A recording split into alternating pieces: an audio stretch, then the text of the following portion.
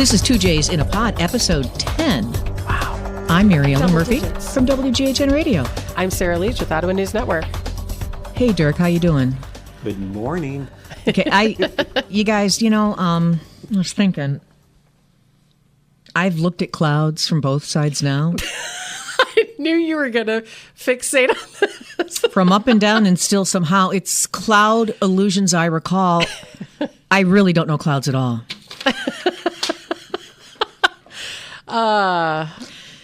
Yeah, let's talk about clouds. I'm sorry, I had to do that. I know.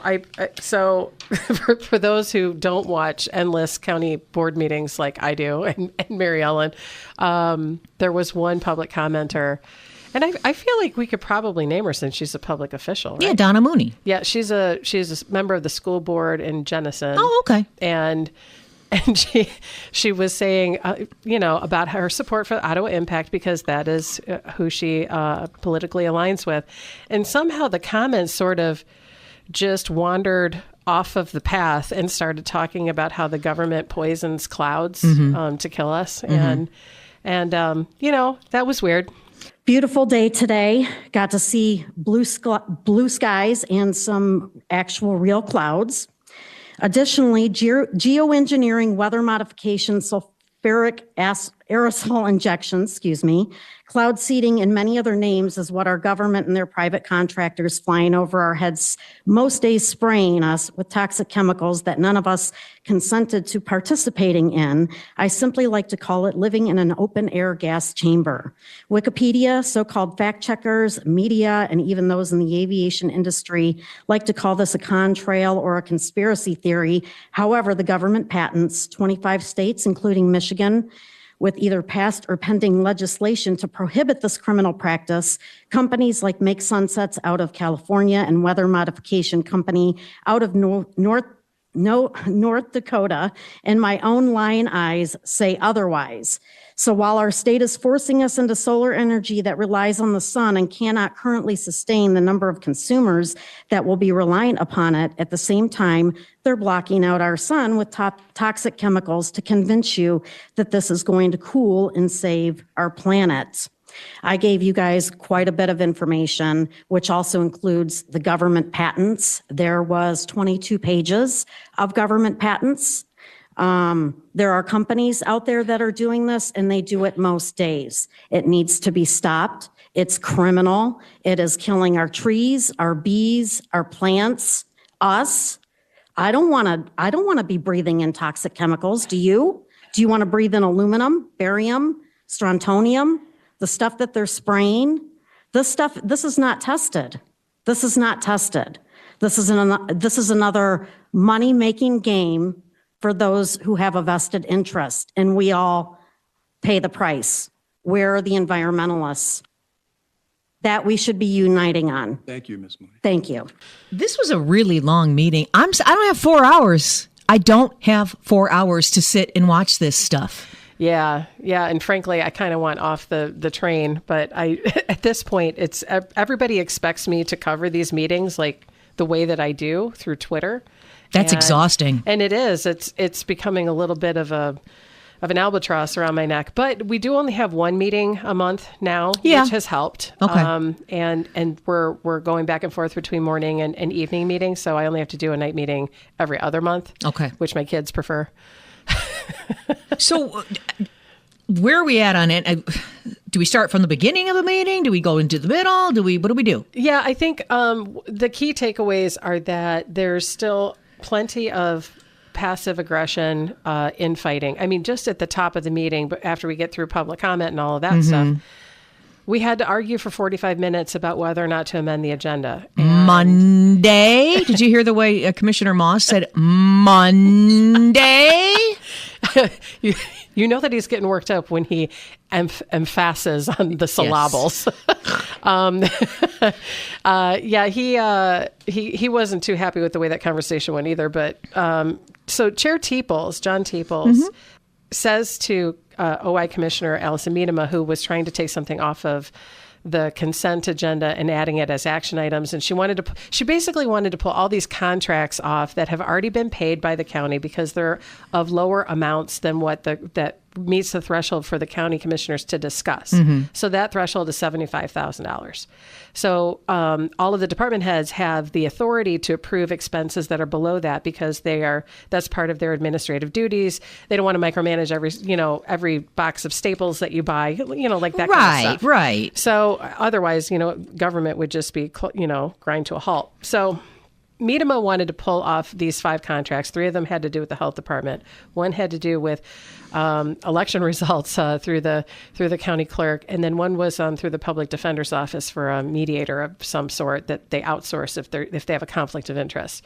And we don't even get out of the gate with pulling these things off because Teeple says, it's one of my principles. I don't think it's appropriate to change the agenda at the last minute. And then there's this big back and forth between Miedema and Moss, and Rhodey was chiming in, where it was just, well, we have the right to do this, and don't tread on me, and it was just kind of like that sort of vibe. Yeah. And Teeple's, to his credit, I agree that we probably shouldn't be doing these last minute changes when commissioners have enough time to. Yeah, the agenda came out. Was it Wednesday? It was Thursday, wasn't it? Like right afternoon or something. So then Miedema says, well, by the time I got done doing my own research, I asked questions on Monday. And then she was asking, I think, on Tuesday morning for Teeples to change the way that the agenda looked to pull these contracts out. And Teeples says, no, it's too late. How much time is enough time? That's about 45 minutes we'll never get back. Well, and it kind of, it really puts a highlight on do we micromanage these expenses, or do we trust our department heads to go ahead with these decisions? And it does not escape me which departments they chose to focus on. And so Adeline Hambley had to get up and sort of, defend these various contracts. And, one was for marketing, for pamphlets. One was, it was left... I think it's a grant that they got a couple of years ago, but it originally was tied to COVID-19 funding, and really it's to help sort of with the fatigue and the stress that the department workers go through. Sure.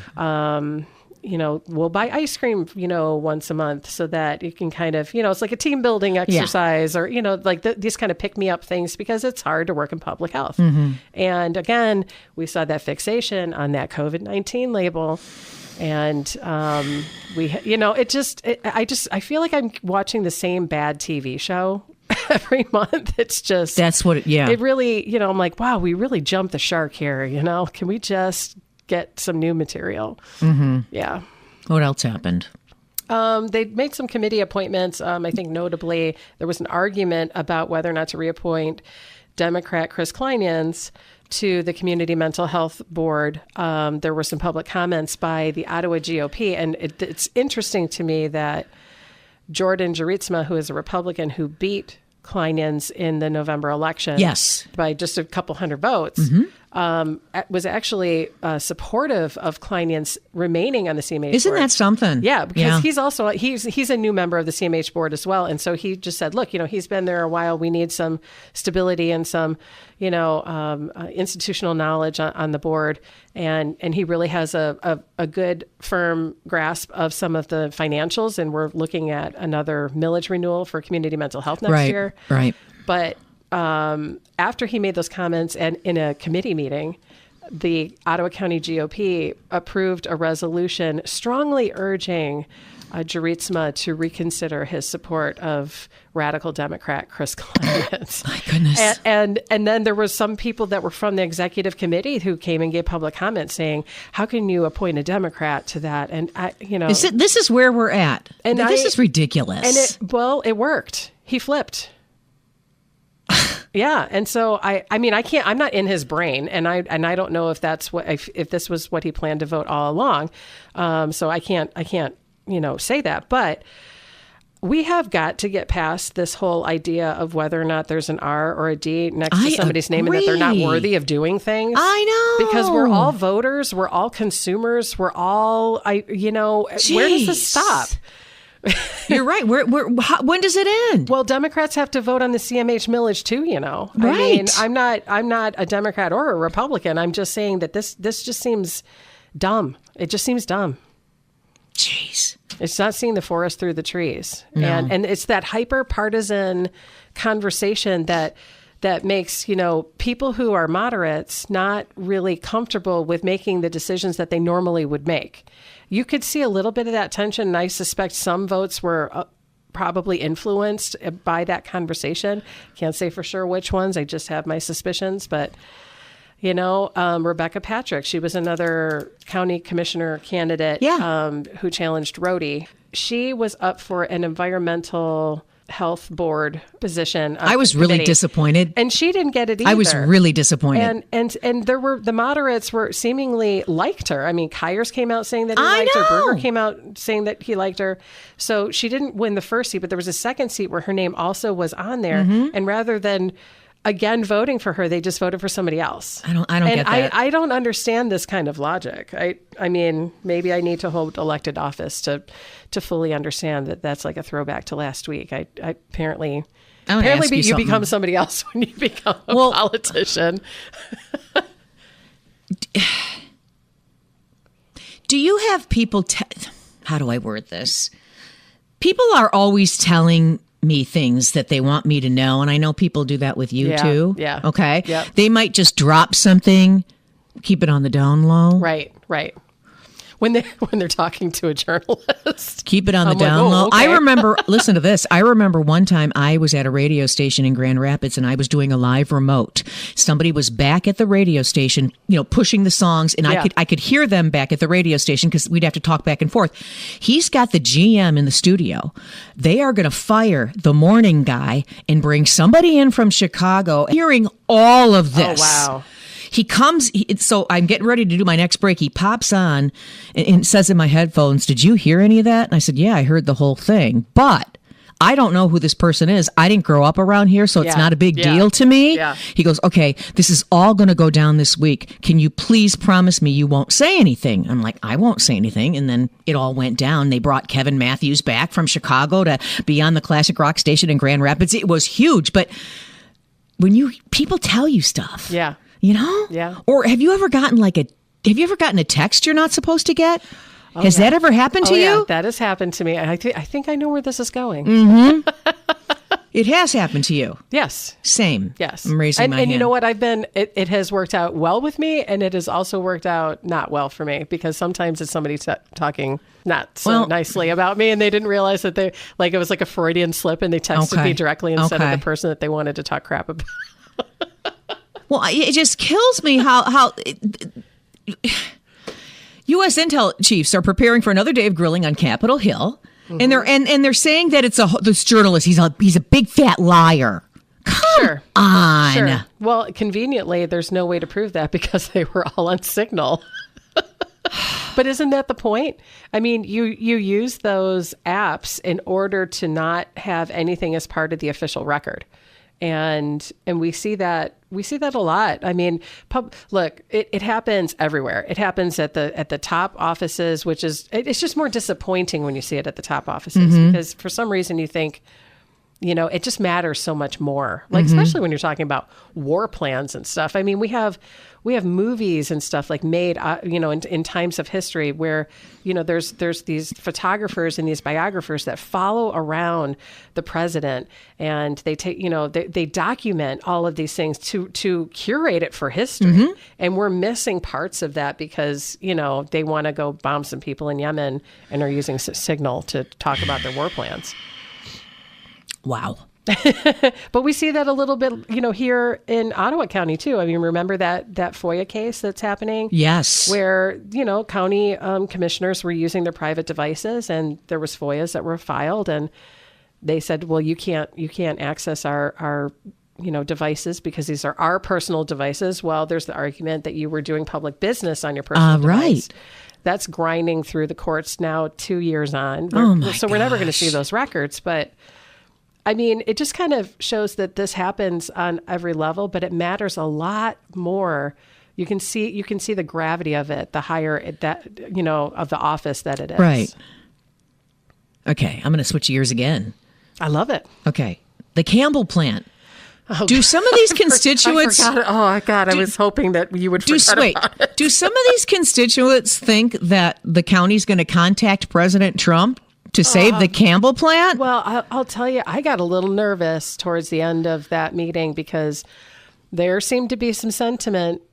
Well, Jordan Jaritsma said about the close of the, before they got to commissioner comments, well, I'd like to see what more we can do. There's nothing more you can do. Yeah. And this is, so Joe McCarter, he is, the head of the Save the Campbell Plant effort. And so he's been doing this for a couple of years. And I don't know. I've talked to consumers multiple times. I've talked to Port Sheldon Township.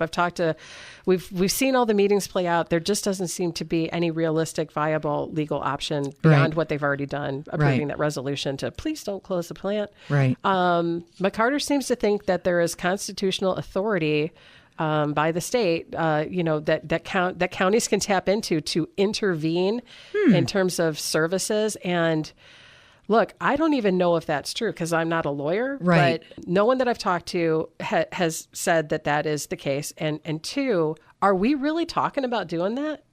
Do we really want to do that as a county? I mean, are we all just going to kick the door in and just say we're taking over the joint? I mean, is that what we're doing? Right. That's crazy. Yeah. How does this scenario end? I don't know. I mean, we're all just talking about the thing that we could do, but there's, that's madness. Wow. I mean, shouldn't we actually wait for there to be a problem before we do that? Right. I'm just throwing it out there. 4-hour meeting, 4 hours plus. Well, I guess we're on track for having, these are shorter meetings compared to 23. Yeah. Okay. What else did they talk about?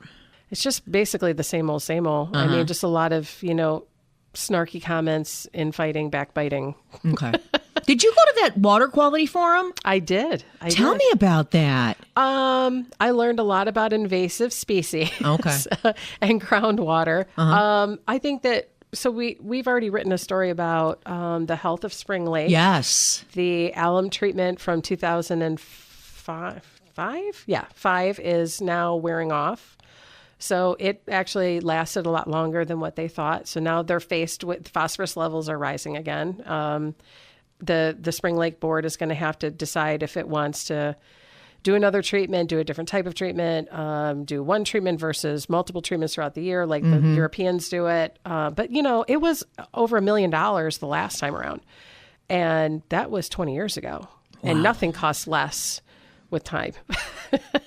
So I don't know. They don't have a quote. They haven't been able to give a figure as to what that would cost. But, the only alternative is dredging. And that also costs $1 zillion. Yeah. So, I think that they're going to be faced with a big decision pretty soon. I think that they're working on solid recommendations this year. Okay. But their window of treatment, I think, is only in the spring and in the October and April there's only a May. certain time. Yeah, they can't. Yeah. Okay. Where there's less churn, and so that the stuff the alum treatment settles to the bottom. So we've got 2 town halls this week that we're covering. Thursday in Grand Rapids with Hillary Scholten, and then Friday here in Grand Haven. Yes, I'm going to the Thursday one for sure. I don't know about Friday because I might be burned out. Yeah, I get it. No, I get it. Yeah.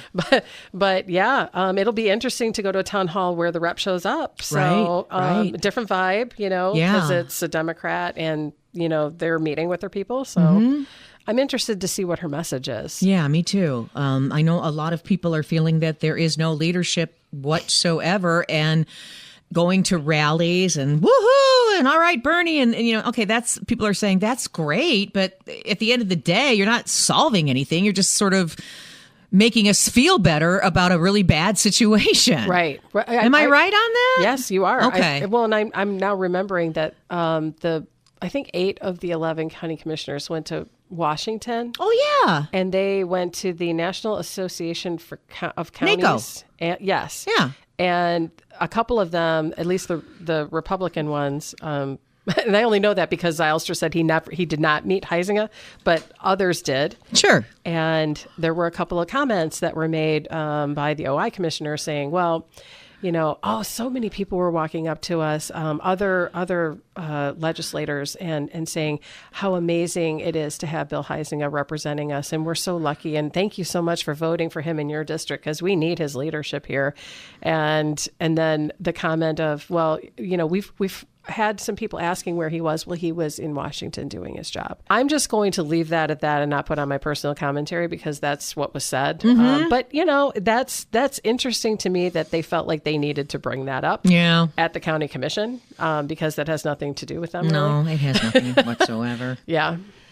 Oh, I think that it's going to take, I don't know. Megyn Kelly has a new network, MK Media, for podcasting. I don't think our podcast will be on her network. I doubt it. I don't think that's going to happen. Yeah, I feel like we might have a branding issue there. Yeah, I don't think that's going to happen. You and I are going to be speaking at the Society for Professional Journalists in Cleveland about why we decided to do a podcast in addition to our news. Yep.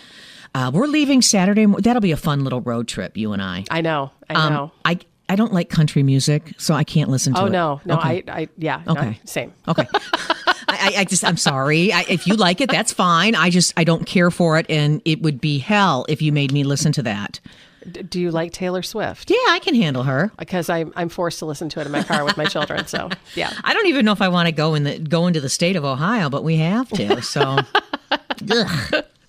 It is. It's not exactly the prettiest state to drive through. It is and you got all those turnpikes, and and I don't think we'll have time for the Rock and Roll Hall of Fame, which I've never been to, by the way. But maybe there'll be like I don't know, like a shop, and we can get like some swag or something when we're there. I don't know.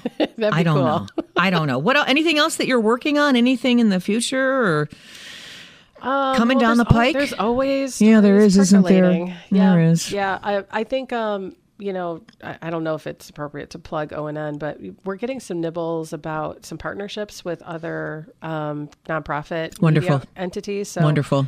It's encouraging to see. Awesome. Yeah, and so I hope that some really good stuff comes out of that. That's great. Yeah. Well, in us being partnered with Ottawa News Network, I'm able to use your stories and right. Pull from you. We called it a network for a reason. Yeah. There you go. Oh, I don't see any clouds in the sky. Well, should we manufacture some? I hear that that's a thing. Like, let's order some up. I don't know how you would do that. Because I sunburn, so. What's that? I sunburn easily, so let's manufacture some clouds. Dirk, what do you think? Should we manufacture up some clouds? Why not? I don't know how to end this podcast. I need some help here. Somebody help me end this podcast. I need some help. Let me think. I know I don't. I usually deliver on my. I know. She's so good. Got nothing else. I ain't got nothing else. I don't have anything anymore. We're done. I'll find a way to end this. Okay. Somebody end this.